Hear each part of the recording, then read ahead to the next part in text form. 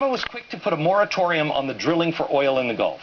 At the time, we explained how even if you temporarily banned, the oil in the Gulf, it would be devastating for jobs. Judge ruled against the ban. Obama just went around it. Well, the ban resulted in at least 23,000 jobs being lost in the region as a result.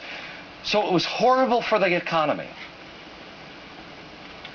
If you look at it through this eye, that doesn't make any sense. But he took it a step further.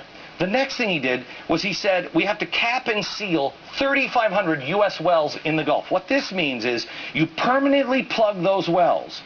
Anything unused in the last 5 years has to be shut down and permanently sealed.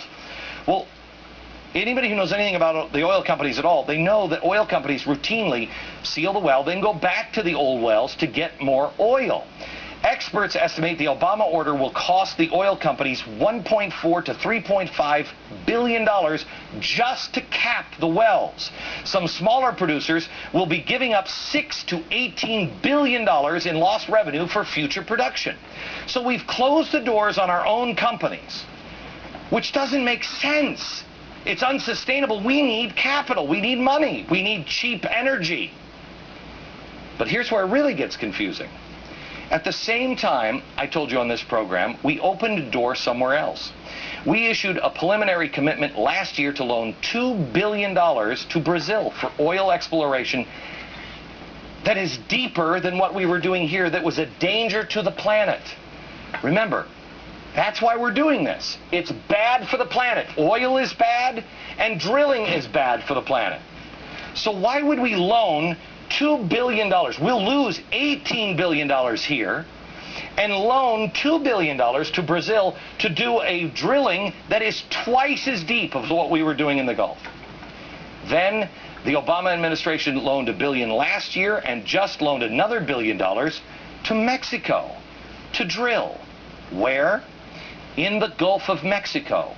Right where we said it is a danger to the planet, and we're closing 3,500 U.S. wells in the Gulf. Look at it through these eyes. Does that make any sense? I mean, how does that help the American economy? We lose jobs. How does this help get us out of foreign oil dependency? It doesn't. We lose our resources. Does it help the environment? No, because we're giving them money to drill right where we say we can't.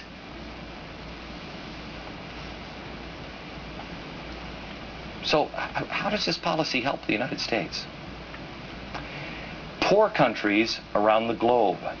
It helps the poor countries around the globe because it redistributes the wealth globally. Remember, think of it this way. Things are unsustainable. Redistribution of the wealth is the key, and we have to create a new global government. Got it? I want to show you the world's wealth. Where is the world's wealth? I want to compare some countries. The national average income in Brazil is $8,135. Venezuela, it's $11,000. India, $1,000. China, $3,000. You compare that with the United States, we are greedy gluttons. If you're trying to balance the globe, you're going to push all these guys up, or are you going to push this one down? You got to do a little of both. Now, for all the people here in America that have lashed out at the wealthiest 1% and blame them for all of America's problems, guess what? The rest of the world, compared to the average citizen in Mexico or Mozambique, you are the wealthiest 1%. You could be the lowest person on the ladder here, and you are still wealthier than anybody in India. You have cars, you have cable, we have cell phones, designer clothes. Well, almost 1 billion people around the globe live on $1 per day. My point is, get ready to practice what you preach. Except you are the one who's going to pony up this time. It is your wealth that is going to be redistributed around the globe to lift up other countries. It is a red herring to talk about the rich here in America, because the money is not going to the poor here in America.